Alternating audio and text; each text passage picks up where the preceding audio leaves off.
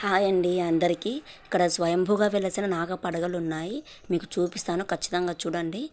ఈ ప్లేస్ వచ్చేసి Allagadda side ఉల్లెడ Uma Maheshwara temple అండి. చాలా బాగుంటుంది. ఇంకొకటి, శివుడు కొద్దిగా లోపలికి ఉన్నాడండి, గుహ లోపలికి. మోకాళ్ళ మీద వెళ్ళాలి, లేకపోతే పైన తగులుతుంది. అందుకే వీడియో తీయడానికి కూడా కొంచెం కష్టమైందండి, కానీ మీకు చూపిస్తాను ఆ పడగలు. ఇంకొకటి, శివలింగం పైన ఒకటి రాయిలాగా ఉంది కదండి, కొండలాగా. అది కొండనే, కానీ ఇలా చేతి కొట్టి చూస్తే శంకు సౌండ్ వస్తుందండి. దాంట్లోంచి చుక్క చుక్క కూడా నీళ్లు కారుతూనే ఉంటుంది.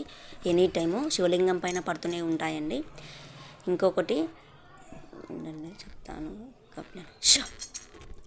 గబ్బిలాలు ఉన్నాయండి ఇక్కడ.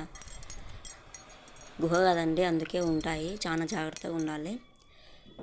అదండి. మీకు ఈ వీడియో నచ్చితే షేర్ చేయండి, సబ్స్క్రైబ్ చేసుకోండి.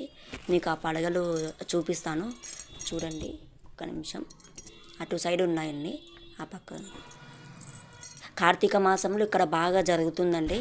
ఇక్కడ భోజనాలు కూడా పెడతారు.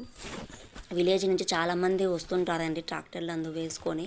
మీరు చూడాలనుకుంటే కార్తీక మాసంలో చూడండి, చాలామంది వస్తారు.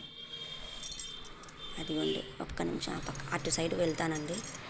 ఇక్కడ ఒక్కరికే ప్లేస్ ఉంటుంది లోపలికి వెళ్ళడానికి కూడా. అది కూడా వంగి ఇలా ఉండాలండి. అదిగోండి, చూడండి ఎంత బాగున్నాయి కదా. కొండకి అలా ఉన్నాయండి, వచ్చాయండి.